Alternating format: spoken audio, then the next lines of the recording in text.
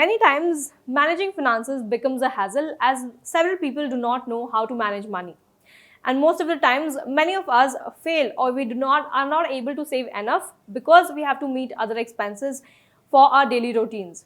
And that's the reason why most of us choose to invest in saving schemes with the aim to accumulate good amount of money. Now, the whole idea of launching saving schemes was to cultivate saving and investing habits in people. Saving schemes cater to the needs of wide geographic, and it also encourages individuals to invest for various milestones of life such as buying a home, for retirement, for wedding, for child's education, their foreign education, for to get rid of debts or to reduce debts or for job loss and many more. A large number of citizens invest their savings in these instruments as it would yield much higher income when compared to bank deposits, and they are also backed by the sovereign. Now, for instance, a one-year term deposit with, say, State Bank of India would give you the interest rate of only 4.9% when against 5.5% had you invested for the same period of 1 year term period if you had invested in any of the government schemes. Now, there are multiple reasons why you need to choose to invest in saving schemes. Investing in saving schemes would not only help you to accumulate wealth, but it would also ensure there is enough inflow of money in the economy. Getting back to reasons, the first one is safety. Now, depositing your hard-earned excess amount in saving schemes would ensure that your money is secure for future needs. Let me also tell you that holding on to liquid funds may not always be safe. The second one is retirement funds. Now, periodically depositing in long-term saving schemes would ensure that you would build a retirement corpus. Now, let me tell you that if you had started saving at a very young age, let's say as soon as you start earning, then it would help you to build a huge corpus that could be used even after your retirement for any purpose, and it would ensure that you lead a very comfortable life. The next one is long-term benefits. Now, since most of these schemes, they use the concept of compound interest, long-term investment would ensure that you get unbelievable returns. Let me tell you, the minimum period, lock-in period of these schemes starts with 5 years, and the maximum can go up till you reach the age of 60 years.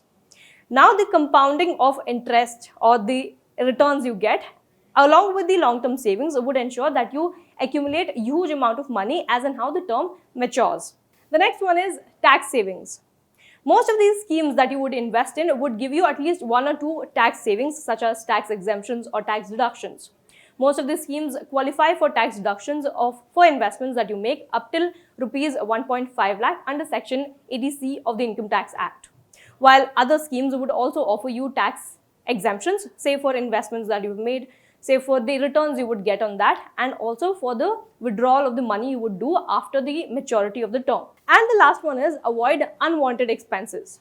Now, if you had a handful of money, it's most likely that you would spend that money in buying unwanted items. While on the other hand, say if you had invested the same amount of excess money in any of the suitable saving schemes, it would not only give you high returns, but will make sure that you avoid unwanted or unnecessary expenses.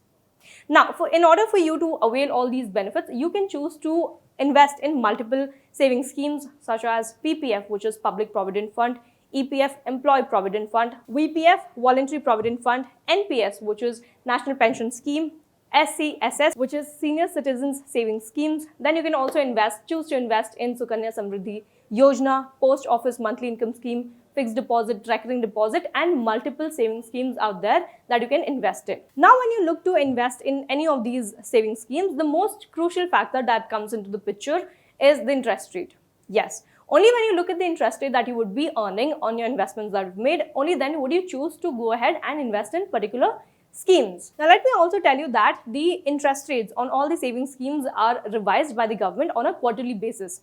And that's the reason why it's very important for you to keep a note on what is the prevailing interest rate on these saving schemes. With that said, we'll now look at what are the prevailing interest rates on these saving schemes. Now, if you look at the chart here, these are the prevailing interest rates that has been implemented from January 1st, 2022. And the investments you can see on the first column. Now, looking at the first one, which is savings deposit.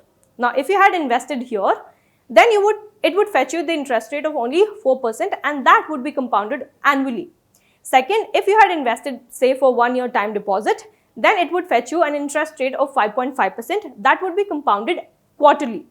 The same for if you had invested say for 2-year time deposit, it would fetch you the same interest rate of 5.5% and that would again be compounded quarterly. Next, 3-year time deposit would again fetch you 5.5% interest rate. Again, that would be compounded quarterly. Now, the next one is 5-year time deposit. Now, this would give you a slightly higher interest rate of 6.7% and that would be compounded quarterly. Next, if you look at is 5-year recurring deposit. Now, this will give you a slightly lower interest rate of 5.8%. Again, this would be compounded quarterly. Next one is 5-year, if you had invested say for 5 years of senior citizen savings schemes, if you had invested in this avenue, then it would fetch you an interest rate of 7.4% and that would be paid in quarterly. The next one is say if you had invested for 5 years in monthly income account, this would fetch you an interest rate of 6.6% and this again would be paid monthly. Next one is 5 years national savings certificate. If you had invested for that block, then that would fetch you an interest rate of 6.8% which is compounded annually.